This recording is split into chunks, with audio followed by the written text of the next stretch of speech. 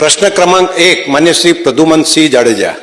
માન્ય અધ્યક્ષશ્રી, આપના દ્વારા મંત્રીશ્રીને પૂછવા માંગુ છું કે કચ્છમાં છેલ્લા 2 વર્ષમાં ઓવરલોડમાં વાહનમાં કેટલાને દંડ કરેલો અને કેટલા વાહનો સીઝ કરેલા અને કેટલી રકમ એનામાં આપણે દંડ કરેલી. માન્ય અધ્યક્ષશ્રી, આપના દ્વારા જે આરટીઓમાં જે નિયમ છે કે 10 ચોપડી ભણેલા હોય એને લાયસન્સ આપવામાં આવે, તો ખરેખર સાહેબ મારું સૂચન છે કે એનામાં અનુભવને હિસાબે લાયસન્સ આપવામાં આવે.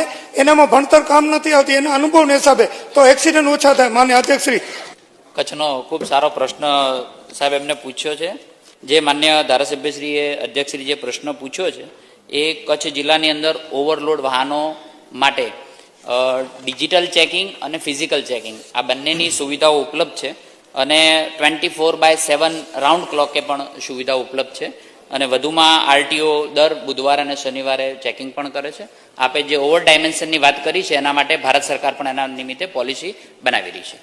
પરના સચોટ અને ધારદાર સમાચાર નિહાળવા અમારા digital platform news channel Kutch કાનૂન અને ક્રાઇમ ન્યૂઝને સબસ્ક્રાઇબ અને લાઇક કરો.